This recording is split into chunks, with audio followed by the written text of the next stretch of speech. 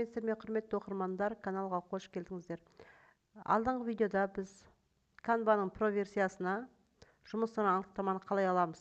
Біз ол видеода біз кәдімгі мектептен анықтама салған болатынбыз. Негізінде оған еңбек KZ порталынан анықтама қажет екен. Енді еңбек KZ порталынан анықтаманы қалай аламыз, соған тоқталмақшымын. Міне, еңбек KZ порталының анықтамасы мына күйде беріледі. Оны алу үшін біз еңбек KZ порталына келеміз. Міне, порталдың сілтемесін төменге қалдыратын боламын. Кіру. Яғни бұл жерге егерде тіркелмеген болсаңыздар, өздеріңіз тіркеліп аласыздар бірінші. Менде тіркелгендіктен бірден почтамен кірейін деп отырмын. Мен Mail KZ почтамен тіркелген болатынмын.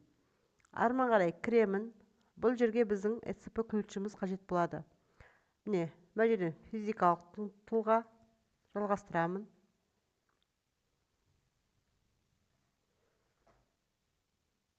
Енді біз сертификаттарды, яғни ECP-ны осы жерден ключімізді таңдайтын боламыз.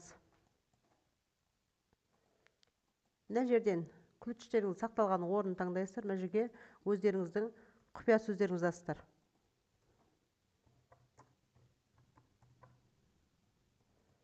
Арман қарай ашу.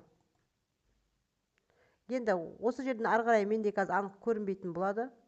Бірақ осы жерден жоғарғы жағынан сіздер қайтадан өздерің аты жөні жазылып тұрған жерді таңдайсыздар да қол қоюды басатын боласыздар. Көп видеоларда айтасыздар, сіздер жасырып қойған, бетіне неге жасырып қойған деп.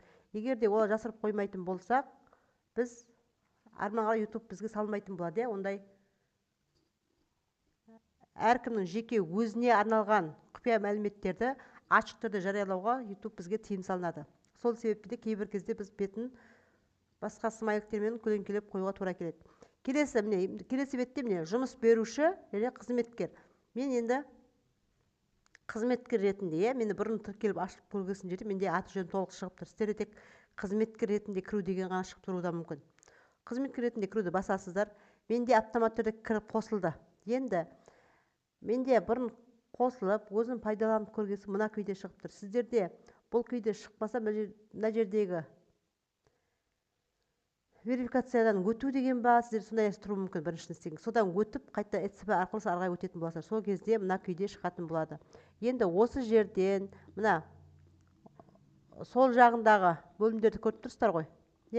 Осы жердегі мәліметтерді қарап отырып, ішінен қажетті мәліметімізді алып саламыз. Электрондық еңбек кітапшасы дейді, осы жерден қарап отырып, біз кез келген мәліметімізді ала аламыз. Ал бізге қажетті қазіргі жұмыс орнынан алынатын справка бар ғой, соны қалай аламыз?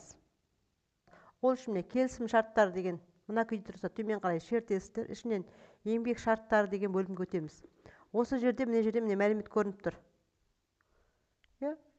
Осы мәліметтің қасында оң жағында электрондық деген тұр ғой, сол таңдаңыздың қасына барып шертесіздер да, осы жерде анықтаманы жүктеуді басасыздар. Мына жерде қарауды басуға болады, мен қарап алсаңыздар да болады, сосын барып анықтаманы жүктеуді автомат түрде бассаңыздар, автомат түрде басқа ештеңені басудың қажеті жоқ. Загрузка жүріп, нәтижеге автомат түрде жүктеледі. Жүктеуге кетті. Осылай қылып, өздеріңіздің шертемін. Мына жерде готовы. Осылай қылып, өздеріңіздің анықтамаларыңызды ала аласыздар. Мен бұған дейінгенде алынған, сол себепте менде екінші рет қасында орналасты. Дәл осындай қылып, мындай жұмыс орнына анықтаманы алуға болады.